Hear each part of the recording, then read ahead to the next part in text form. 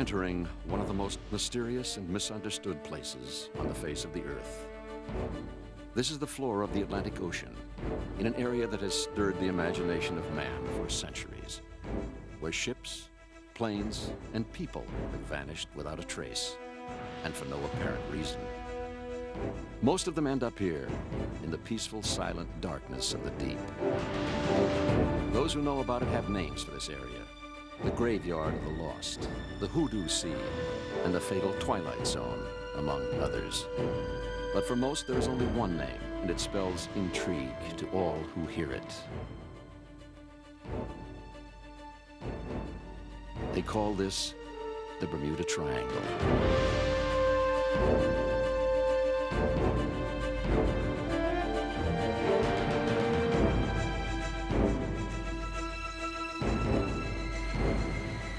This is the coast of Florida, on the edge of the Bermuda Triangle.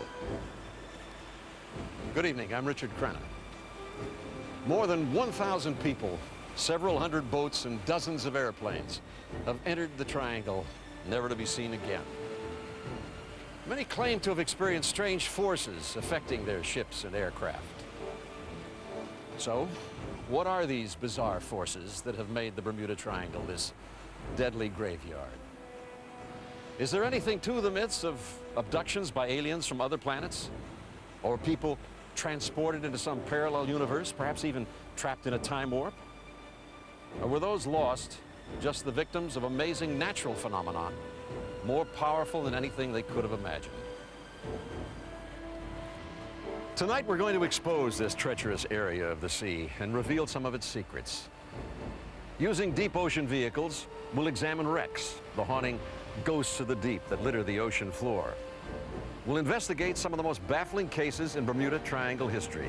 The legend dates back to the days of Christopher Columbus, 500 years ago. The Bermuda Triangle includes almost 500,000 square miles between Florida, Bermuda, and Puerto Rico. Some astonishing incidents have happened here. In 1963, the Marine Sulphur Queen, a 425-foot freighter with 39 on board, disappeared. Just 6 months later, 2 giant KC-135 Air Force jet tankers suddenly vanished from the skies.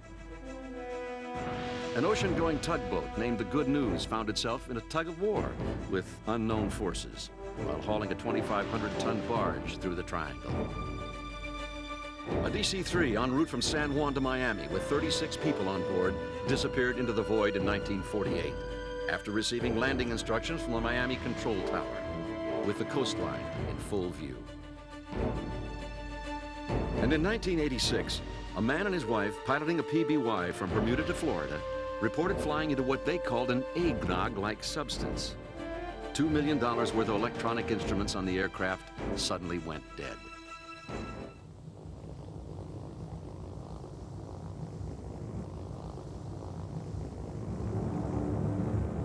In World War II, the Avenger was heralded as the world's best torpedo bomber. But when a group of them flew into the Bermuda Triangle on a training mission, they made history for a very different and bizarre reason.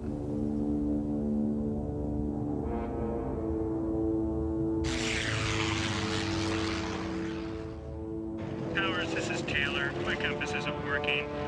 Boy, what's your compass read? I don't know where in the hell we are. We got lost after that last turn.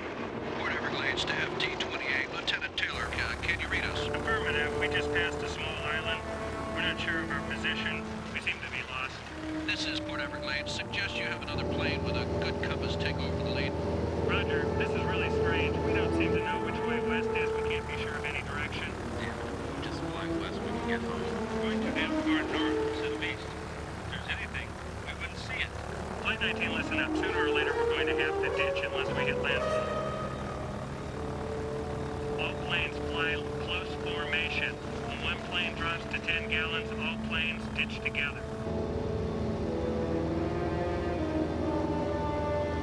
Is that a ship on the left? Lieutenant, should I drop the rest of my bombs?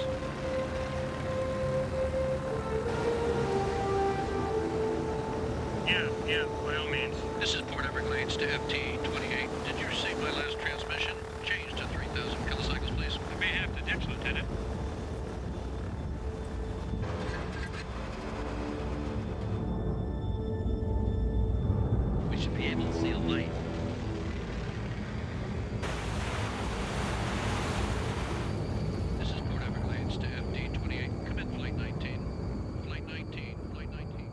14 Navy airmen were flying in 5 planes, just like this. The Avenger, TBM bombers, the largest single-engine aircraft used in World War II. The strange disappearance of Flight 19 on December 5th, 1945, remains to this day the most prominent incident of all the Bermuda Triangle tragedies. It was one of the worst naval aviation disasters in history. A massive sea search was launched, but nothing was found. Family members accused the Navy of a cover-up. Eventually, a Naval Board of Review determined that the flight had disappeared for reasons unknown. The loss was described as the strangest ever investigated in the annals of naval aviation. They searched over 360,000 square miles of the ocean, but they found nothing. After they were reported lost, the Navy sent out a Martin Mariner search plane with a crew of 13. It too disappeared. The flight instructor was Lieutenant Charles Taylor. He was a seasoned Navy combat pilot. Recently transferred to Fort Lauderdale, he was not familiar with the area. Another member of the squadron was Lieutenant Ed Powers. His wife recalls the tormenting moments after she heard the news. I woke up the night it happened at about midnight and called the base because I just had the feeling that something was wrong. And they told me that Ed wasn't there. They didn't give any explanation. And then the next day I heard it on the radio that 5 TBM planes were missing from Fort Lauderdale Naval Air Station. And I knew it was them. At the time, there were people who believed that the crewmen may have been abducted by space aliens. Years later, in his movie Close Encounters of the Third Kind, Steven Spielberg featured that theme by having the planes discovered in the Mexican desert and the pilots returned by spaceship. I think the theories regarding UFOs and space warps are pretty wild. I think at first when I heard them, I was sort of clutching maybe this happened and maybe there is some hope that they survived some way. Well, who could have known that half a century later, the search for those 5 Avengers would still be going on? The research vessel Deep Sea embarked on the latest effort to solve the mystery of Flight 19.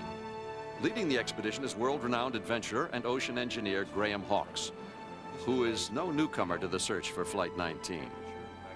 The location for the search had been the object of a 12-year quest by John Myhre, a former FAA official and highly decorated helicopter combat pilot in the Vietnam War. Everything that's involved in navigation, I extracted. I got 1945 maps, found out where the variation was, and I've got variation down to within a half a degree. People that were in that area that night later recounted that they had tremendous seas. They've never seen such seas. When the first guy crashed, Taylor said beforehand, about 30 minutes before, hey, first guy goes down, we're all going to ditch together. Right. Okay? First guy did ditch. And then the weather's so bad they visually lose contact with each other? I think that's probably what happened. I don't... So they didn't deliberately break discipline. They lost contact and then became every man for themselves. So sometime in this area here, he was convinced, or his students convinced him, or they mutinied, and made a 180-degree turn and headed westbound, which is what they should have done in the first place. But he thinks it's over the Gulf of Mexico Right. here, and west is out in the ocean. Absolutely. Constantly. Yeah. It's a pretty terrible mistake to make. And this is where, this was the first scientific guess. That's where I pointed it out.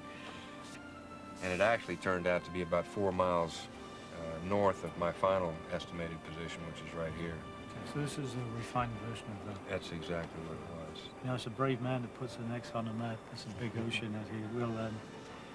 We'll search this area, kind of limited by time. If it's in there, we find it. But you know, it's a big ocean there. If, tell you, John, if we find it, take my hat off to you. Okay. In fact, I'll eat it. Okay. Okay, I appreciate that. Myhre had high hopes, for the goal of finding the Avengers had become an obsession with him. He had been disappointed before. 5 years ago, on a similar expedition, he had located a crashed Avenger. But when brought to the surface, careful examination revealed it was not from Flight 19.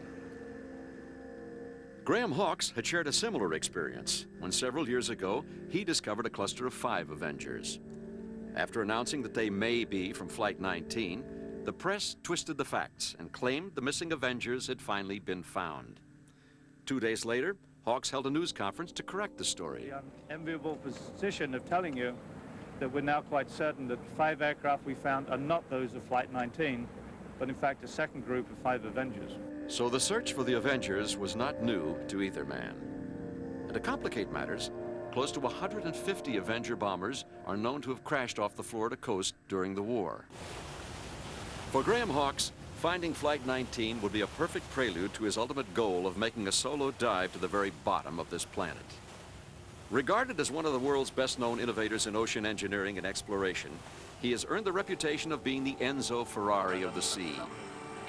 Hawks heads the Ocean Exploration Group in California. He has designed many submersible vehicles and shares the world depth record for a solo sea dive.